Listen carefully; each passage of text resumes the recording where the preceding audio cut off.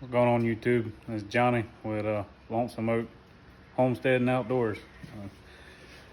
What we got going on today is I'm going to go through step by step kind of on how I built my quail pens. I know my last video got way more views than I thought it would. I'm going to walk through it, give y'all some measurements and how I did it.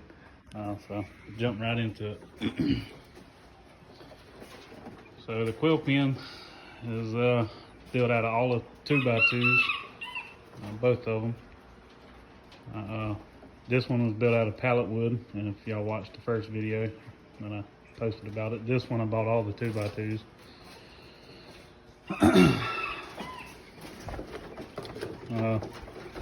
The legs themselves are 70 inches tall. You'll need 4 of those. And once you get those 4 cut, these side pieces are going to be 21 inches across. You're going to need 14 of those. There's going to be 7 on this side, 7 on this side over here. Same thing with the front. You're going to need 14 of these longer pieces. These are going to be 36.5 inches long. Your front dividers. Mine came out a little different with the pallet wood, being bowed and whatnot, but they should be about 10.5 inches. Mine varied a little bit because of the bows and the wood. Your poop tray rails, this is right here. That's what the poop tray sits on. That's going to be 21.25. You're going to need 3 of those.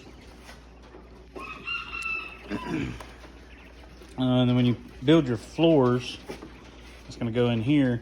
What you want to do, you want to measure across and across.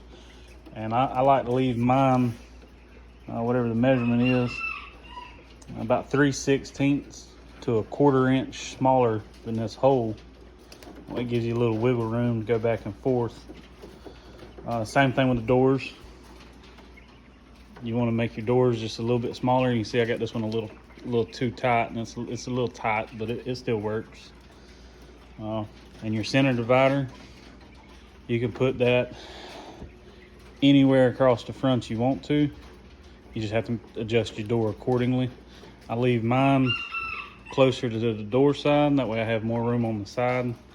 That way, like on this one, I went ahead and put the J feeders on this side. It gives them plenty of room away from the door. Now when you start putting it together, the top board's going to be flush. And all I did was I took 2.5 inch number 9 wood screws, and I just go straight through.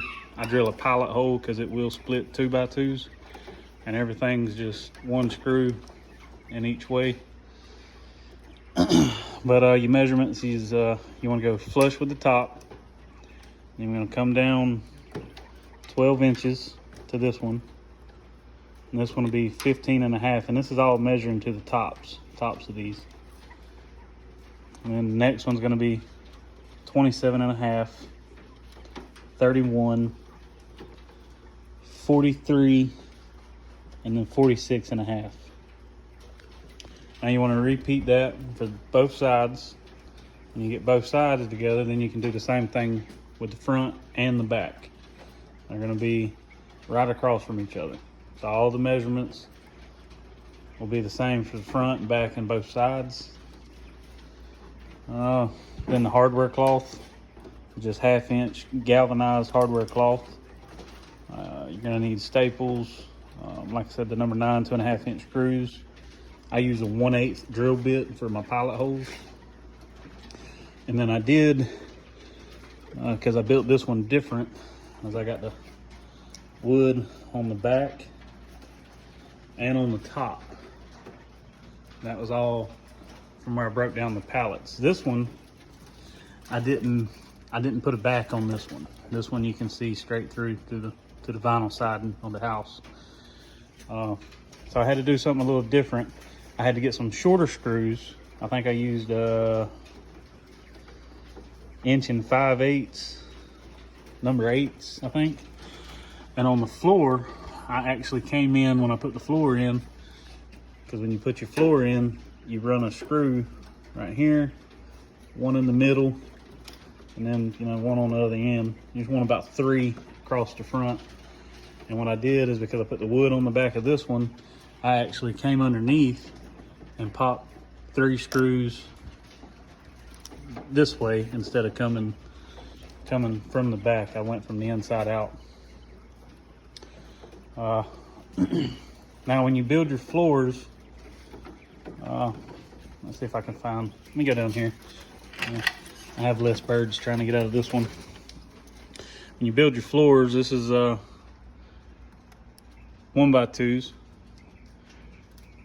Like I say, you want to measure your hole out and build a box. And then the plans I originally went by only had 1 support brace in the middle.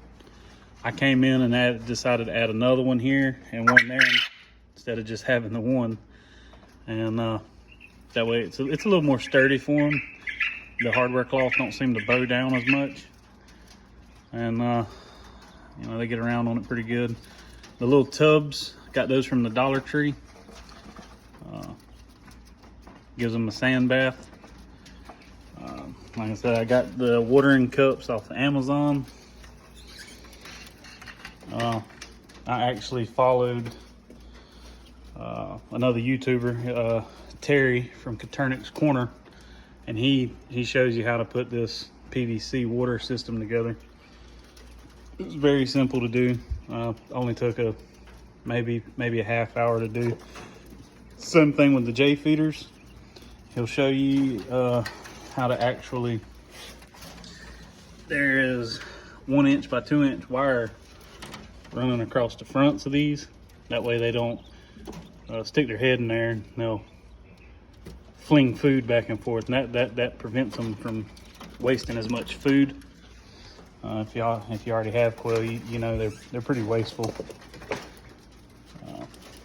And then the poop trays, you can get those at O'Reilly's or Advanced Auto Parts. They're just oil drip pans that you can set your regular oil catch pans on. It just keeps them from leaking out onto your garage floor. And you can build these to any size you want. I've actually thought about building one long one that'll be about the size of 2. That way they just have a lot more room to run around in. I've seen them built shorter. I don't want mine a whole lot shorter because then you have to bend down to get to the bottom birds and you can't see them as good. I've also seen them where they had them on casters where you can roll them around. But you build them to whatever fits your needs. And this is just how I built mine. The only other thing that I don't think I mentioned is you're gonna need some hinges and barrel bolts for locks. Of course, you need 2 hinges per door, 1 lock per door or hasp. And then there's no real wrong way to build it. I would say, just to make sure your measurements is right for these drip pans. These you don't want to. You want to make sure you catch all the poop or food or water that they might spill out, because that's also going to be your top for your next layer of birds in here. So you don't want to have too many gaps and cracks in there with them. But these guys right here, hopefully I'll have the middle and the bottom finished in this one this weekend. I need to get these. I got too many in here right now. These are the ones I hatched out. I put 18 eggs in the incubator. 17 hatched, and then I lost 2 right after I put them in the brooder box. But they're thriving. They're doing good. They're 4 weeks yesterday. So they're doing good. The rest of them's doing fine. I got more eggs than I know what to do with right now. I've been pickling. I've made a lot of pickled quail eggs. But like I said, that's how I do it. If I missed anything, leave a comment, like, subscribe to the channel. I'll try to get back to them in case like I said, if I missed anything. I think that's it. Thanks. Have a good day.